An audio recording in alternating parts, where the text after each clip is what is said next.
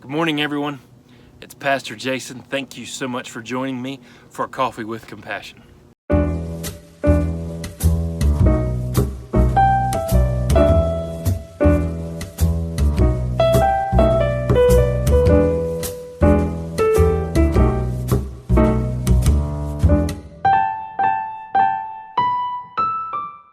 Hey guys, thank you so much for being here. You know, at church during our Sunday morning worship experience, we're going through the series Overwhelmed.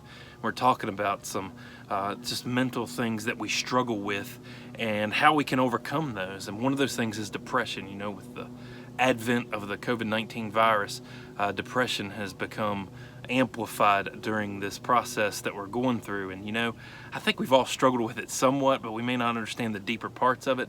You know, we've all had a bad day where we're just depressed for the day. Some of us, a lot of us have gone through a funk, you know, somewhere where you might have that persistent sadness over 3 months or, you know, a long time or a several month period. And some of us have even struggled with clinical depression, you know, where you have that persistent sadness, but you know, your emotions may be on the surface. You may have an irritability you don't understand, or outburst of anger, or things you're even struggling with, like even like you think it's not anything to do with emotions, but your mental connections don't work. You have a hard time making decisions and a hard time really processing things. Those can all be signs of clinical depression. And you know, if you're going through that, I really want to encourage you. As a matter of fact, I'm going to tell you to say something to someone. Reach out for help. Talk to somebody. Tell them what you're going through, because you shouldn't go through it alone. That is definitely something you don't want to go through alone. But I also want to encourage you to cry out to the Lord, and that's what we're going to talk about today. You know, Psalm 34:17-18 says, "The righteous cry, and the Lord hears, delivers them out of all their troubles. The Lord is near to the brokenhearted and saves those who are crushed in spirit." You know, Paul talks in Romans 3:10 about how no one is righteous. No one has a right to approach God. And here we are, David saying, hey, the righteous cry out to him and he hears. Well, how do we make this connection? Well, here's the thing. The righteous that Paul is talking about that cannot approach God, that no one is righteous, is a righteousness that is bought by works. We can't possibly do that. But the righteous that can approach God are those who are in relationship with him. Those are those who have a relationship with Christ. And see, this should comfort you, because David is saying, look, when the righteous cry out to him, God hears. God is listening. I want to encourage you in that today, because if you cry out to God, I promise you, in your relationship with Christ, he is listening. He is hearing you even now. And so you have someone whose ear is turned towards you. You know, sometimes we just need to talk to somebody about things. Sometimes we just need to vent even. I'm going to tell you, you can do that with God. It's okay to vent with him sometimes. He knows your heart, so why not share it with him? Let him listen to you. Let him listen to what you're going through.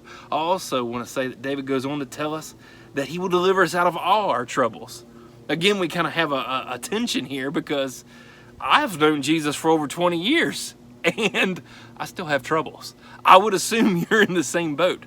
Even if you've known Jesus for a little while, or you've known him for quite some time, you still have troubles. And if you don't know him, you certainly have troubles coming your way. So what gives? Well, the fact is, God is not a policeman. He's not a comic book superhero. He's not going to swoop in and say, hey, I'm here to save the day. That's not going to happen. What God does is his deliverance comes out of relationship with him. In Jesus, he already took the first step in buying our salvation. He took that first step in relationship. But relationships take time. Our lifetimes are the workmanship of God. Guys, our lifetimes come out of God building that relationship in us and working in us for decades on this earth. And in that time, he will deliver us time and again. Psalm 91:1 says, he who dwells in the shelter of the Most High will abide in the shadow of the Almighty. Dwells in the shelter. To dwell is to spend time. To dwell is to nurture connection. To dwell is to build relationship. So many of us treat our prayers like a 911 call. God, 911, help me. But see, that's really not a profitable way of praying. After asking for help, the first step in overcoming brokenness, and look, I'm sorry, it's a first step. It's a big step, rather. The first step takes time and investment. The first step is to dwell in the shelter. It is to nurture that relationship with the Lord. After our salvation, nurture with the Lord, nurture your relationship, and get in relationship with Him through word and through prayer.